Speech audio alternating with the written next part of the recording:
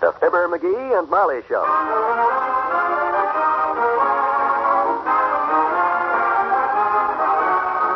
Every weekday at this time, NBC brings you Fibber McGee and Molly transcribed. The show is written by Phil Leslie and Ralph Goodman and directed by Max Hutto.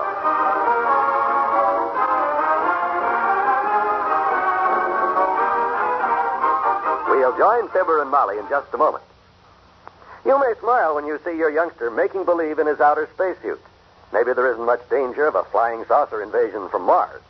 But there is a possibility of an attack by a foreign nation.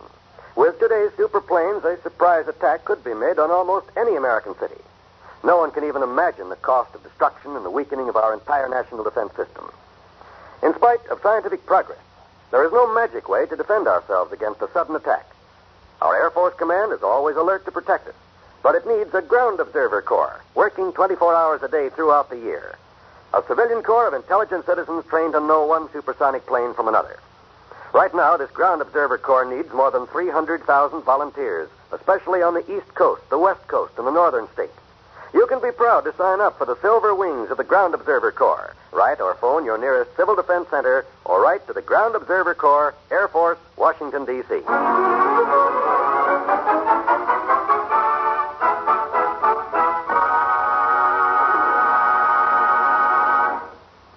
Two members of the younger set are approaching 79 Wistful Vista. They're engaged in a rather vigorous discussion as they walk along. And the subject of their debate is Mr. McGee of Fibber McGee and Molly. He was too, I betcha. He was not. He was too, Willie Toop. You stop saying he was not when I keep saying he was too.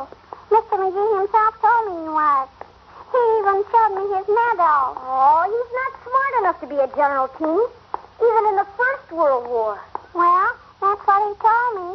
President Wilson made him a general for a while so we could win the war. Oh, there's only one kind of general they could have made him that would have helped us win the war. What kind? A German general. Ha ha! Just for that, Willie Toop, you can carry your own books home from school after this. And don't you try to buy any more ink from me either. You just fill your old wire pistol with someone else's ink. Oh, don't get mad, Peony. I was just kidding. Gee whiz, you don't have to go getting mad. Gosh, can you believe everything people tell you? I do not. I don't believe everything. Sometimes Mr. McGee tells me a story when I ask him to because he's a wonderful man and he likes little children. But that's not a true story. It's just a story. Oh. I know the difference between truth and fiction, I betcha. After all, Willie Toop, I'm not a child. Oh. How about the time he told you about the gorilla he trapped in his backyard that swam all the way over from Africa because he smelled Mrs. McGee's banana cream pie cooling in the window? You believe that? Well, naturally. It was very interesting. And that banana cream pie he gave me when I said he must have been very brave to trap a gorilla, that pie was just wonderful. You're awful dumb, Willie Toop. I am not. Hey, do you think he'll let us borrow his stuff for the nature study hike? The canteen and stuff? Mr. McGee will let me buy anything I want to because he is my very best friend and he loves little children, especially me. I'm going to ask him if he's got a knapsack, too, because a knapsack... I would suggest that you let me do the talking, Molly. He's my friend, not yours. Well, he likes me, too, though. I'll do the talking. Women do these things better than men, anyhow. My mama says it's a womanly ignition, I betcha. And Mr. McGee,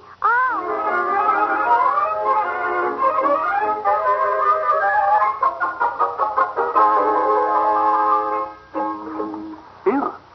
That was quite a job digging this stuff out of the attic, kids, but here you are. Gee, swell. One knapsack, one canteen. There you are. Oh, boy. Thanks, Mr. McGee. You're awful nice to little children. Ah, that's okay, Teeny. Glad to let you have it. So you kids are going on a hike, huh? Yeah, Wednesday after school with our nature study teacher. Mrs. Rhodes. The one with the beard. Yeah, we're going to meet at... Whoa, wait a minute. Huh? Mrs. Rhodes? Yeah. The one with the beard? Mm-hmm. A little black pointer one. Oh. He's talking. Yeah. Mrs. Rhodes isn't a lady, Mr. McGee. He's a man. Yeah, we call him Mrs. because when us kids throw erasers, he throws them back. But he never hits anybody. Oh, he misses. Yeah, one time.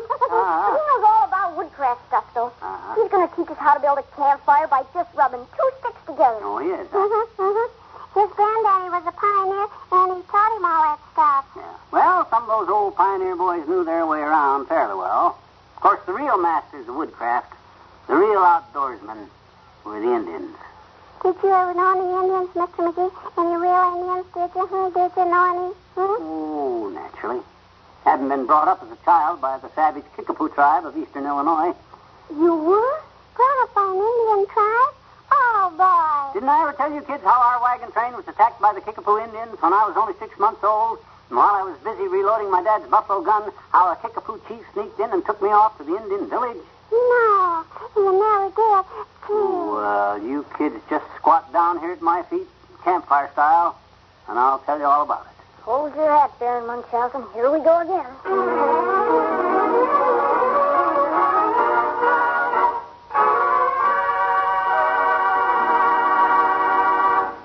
Back to Wistful Vista in a minute. Hello there. This is Susan Hayward. I recently learned that cancer takes the lives of more children between the ages of 3 and 15 than any other disease. Now, any parent, anyone for that matter, will understand how this shocking fact struck me and how it made me want to help conquer this terrible disease. But alone, I can't do much. With you and with every other American, we can do a lot. We can help the American Cancer Society continue its effective programs of cancer research, education, and service to the cancer patient. All 3 of these programs are necessary if man's cruelest enemy is to be controlled. I ask you, for the sake of the children and for us, to give, and to give generously to your American Cancer Society. Mail in your contribution now to Cancer, care of your local post office. That's Cancer, care of your local post office. Please, do your part to help conquer cancer.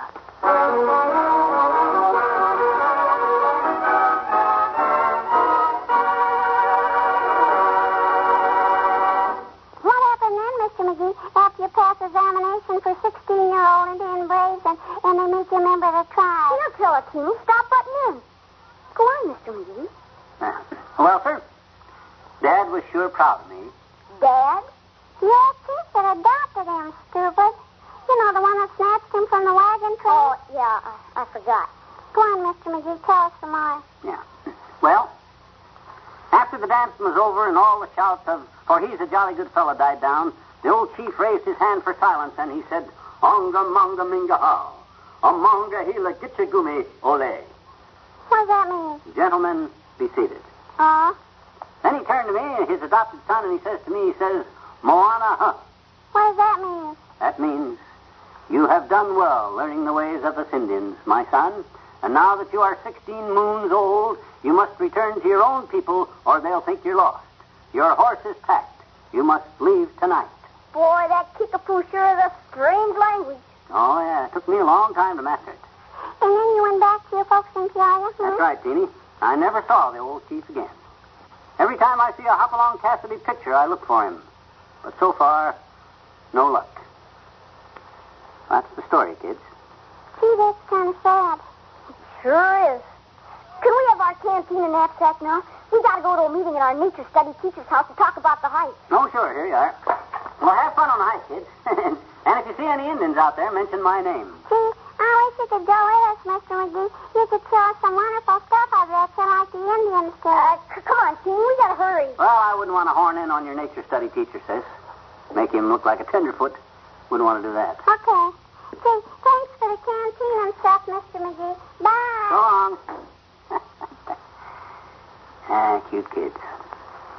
Boy, I can just see that poor teacher trying to keep them kids together out of Dugan's woods. Probably forgot something. That's the way it's the kids, though.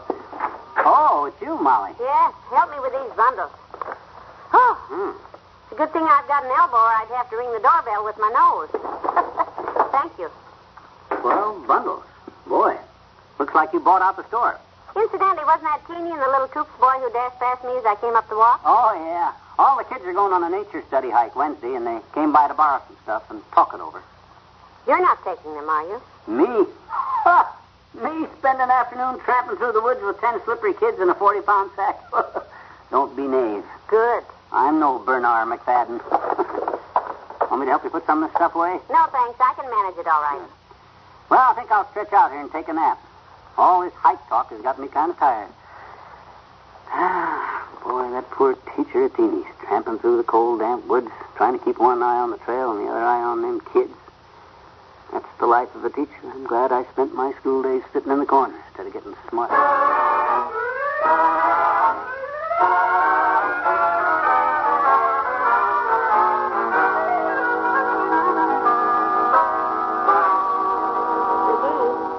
McGee, wake up.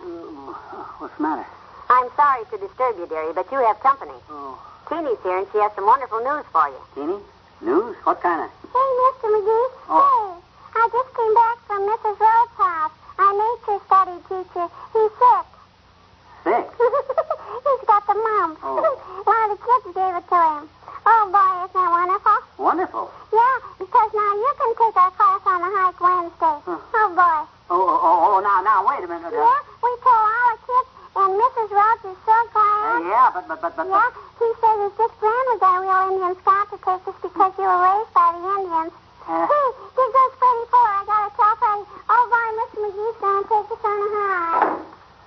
Oh, my gosh. Ugh. Hmm? Indian scout catch him. He's big trouble. Huh? Come on, get you, Goomy. Wash up for dinner.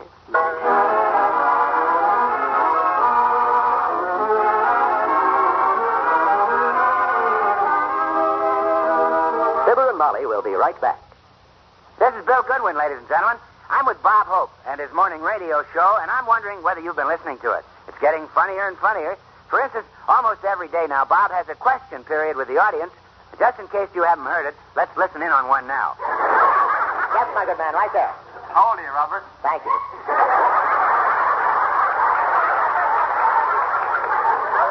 Is there a sober man in the house? Yes, honey.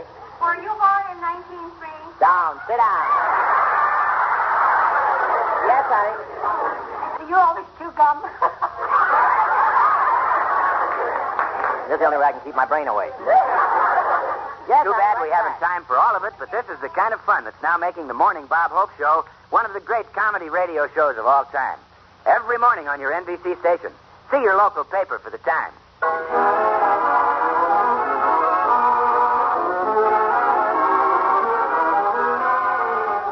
For the doggone the luck. What's the matter now? This book.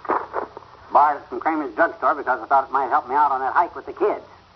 Life among the Indians. Yeah. Well, that should be just what you're looking for. What tribe of Indians is it? The Cleveland Indians. Oh. Good night. Good night, all.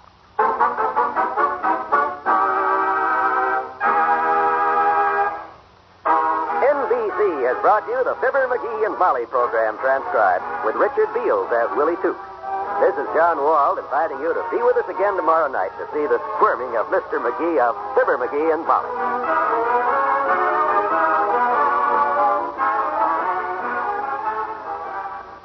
Tonight, hear Jim Fleming and the Heart of the News on the NBC Radio Network.